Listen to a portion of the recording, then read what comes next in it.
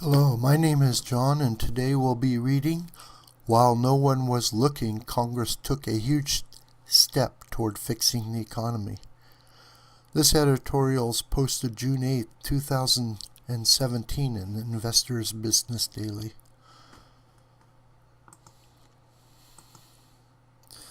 Deregulation.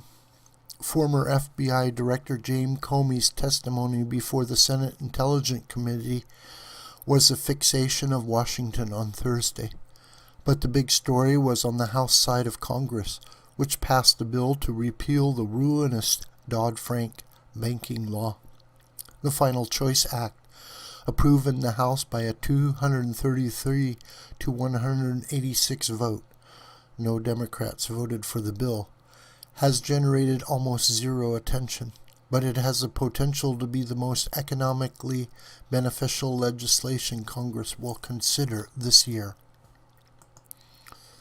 Put simply, Dodd-Frank has been a complete failure. Signed into law by President Obama almost 7 years ago in the wake of the financial crises, this massive law was supposed to, in his words, be good for the economy, foster innovation, stop taxpayer bailouts once and for all.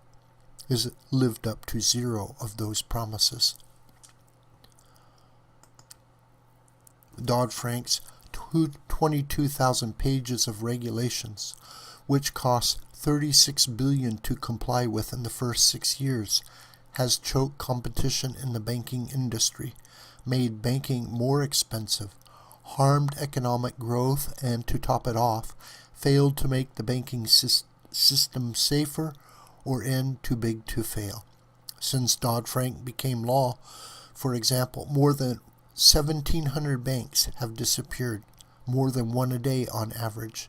The banking industry got more concentrated. Left in place, Dodd-Frank will cut the nation's GDP by nearly $900 billion by 2025, according to the American Action Forum. American Enterprise Institute fellow Peter Wallison, who was a member of the official Financial Crisis Investigation Committee, argues that without the repeal or substantial reform of Dodd-Frank, the U.S. economy will continue to grow only slowly into the future.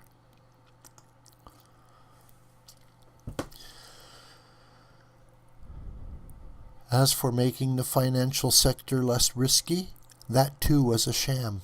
Last year, former Obama economic advisor Larry Summers published a paper looking at financial risks in the wake of Dodd-Frank and found that no evidence that markets regard banks as safer today than they were before the crisis, despite large decreases in leverage.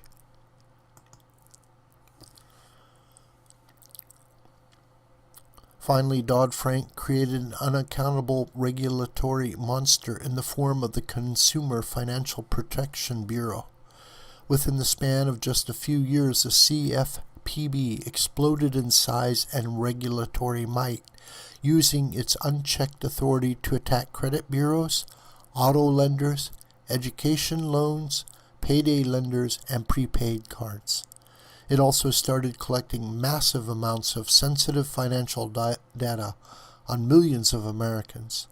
The Credit Union National Association figures that CFPB regulations cost credit unions more than $7 billion in compliance costs in 1 year alone.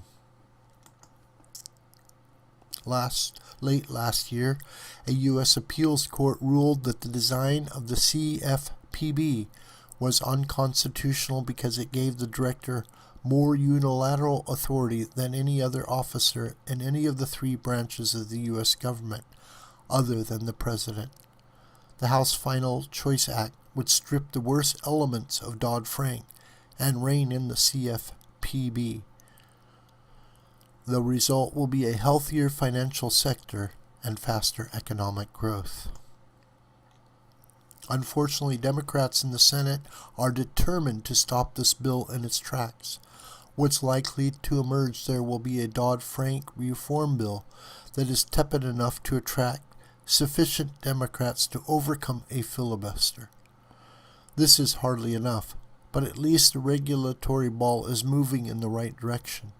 And if keeping the Dodd-Frank rollback measure under the radio improves its chances of passage, we hope Washington continues to be distracted by pointless investigations and content-free, high-profile hearings.